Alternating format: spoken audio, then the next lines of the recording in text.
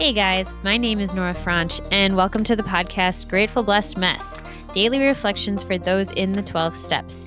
I am a fellow 12-stepper and certified mindset coach, and I am here to introduce you to the value of mindset coaching in your 12-step journey. So if you feel like you are stuck in the steps, if you're slipping and sliding with your abstinence, mindset coaching may help you as it did me, and you can find me at catholicmindsetcoaching.com.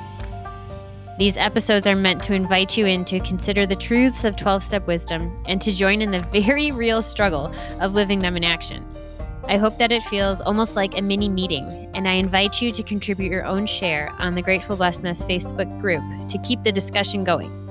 My comments are based on my own experience, so feel free to take what you like and leave the rest. But my hope is to encourage you on your own daily 12-step journey. As they say, you cannot stay clean on yesterday's shower. So without further ado, let's begin.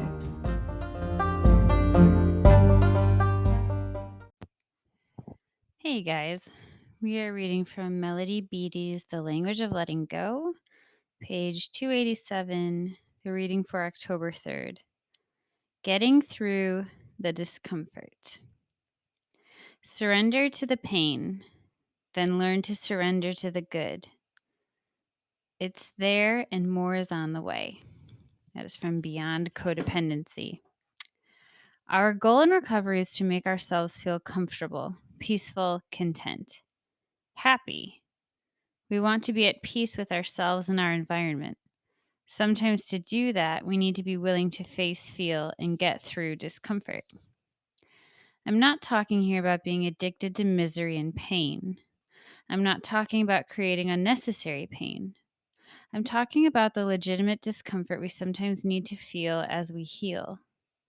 When we have surgery, the pain hurts most the day after the operation. When we do the kind of work we are facing in recovery, we are doing an emotional, mental, and spiritual surgery on ourselves. We're removing parts of us that are infected and inflamed. Sometimes the process hurts. We are strong enough to survive discomfort and temporary feelings of emotional pain. Once we are willing to face and feel our discomfort and pain, we are almost to the point of release. Today, I am willing to face my discomfort, trusting that healing and release are on the other side. Help me, God, be open to the feeling whatever I need to feel to be healed and healthy. While I am doing this, I will trust I am cared for and protected by myself, my friends, my higher power, and the universe. And I would add the fellowship. Okay, if you can't feel it, you can't heal it. We are expert numbers. We know how not to feel to the point where I should speak for myself. I know how not to feel to the point where I don't realize that I have anything that needs healing. Raise your hand if you can relate. I remember a funny anecdote. I had a medical issue that started in college that turned out to be related to my eating disorder. And we didn't know that. And I was not very helpful to the doctor, not intentionally, but I remember her asking me if I had any anxiety, if I was an anxious person. And I remember being slightly offended at the suggestion and saying, "No, I don't think so." And now in retrospect, I can see how my medical condition was enormously impacted by the level of anxiety I was experiencing at that time and just did not even know it.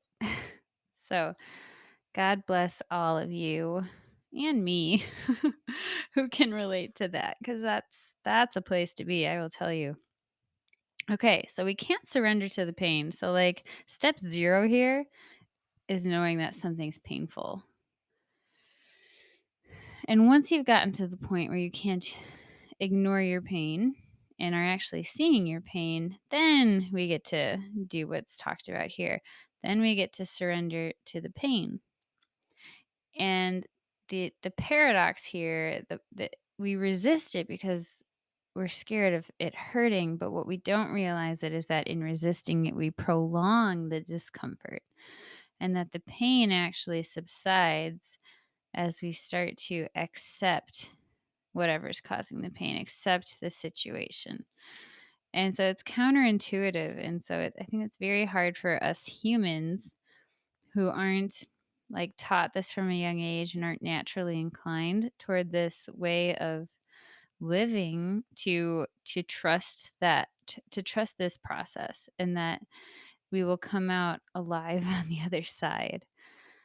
And it's really hard. And so I think for a lot of us, we need someone else kind of holding our hand through that, whether it's a coach, a sponsor, a fellow, a counselor, someone who can believe in us for us until we've built up that own confidence in ourselves and in our past experiences, that we're able to go forward in life knowing that no matter what comes, that we are strong enough to live through the emotional experience of anything,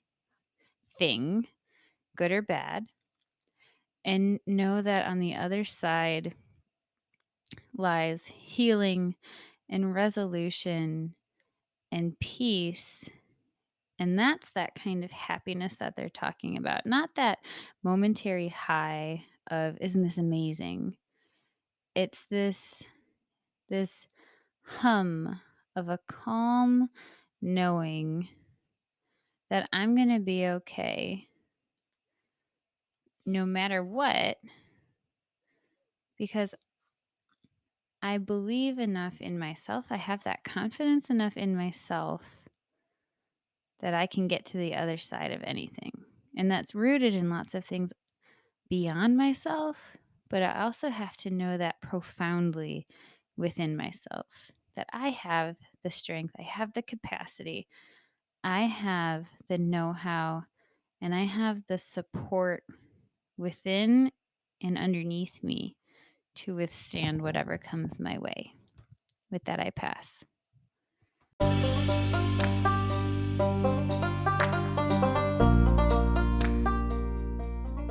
Thank you so much for listening to today's episode. If you feel that mindset coaching could help you on your 12-step journey, please feel free to reach out and find me at catholicmindsetcoaching.com. This is not a replacement for 12-step work. This is something outside of the 12 steps. It is simply something that has a heart for the 12 steps and those who are in it. And so, welcome. If you are here, chances are you may also be a bit of a mess, and I hope that you can learn to find some gratitude in the blessings that have come from your messes.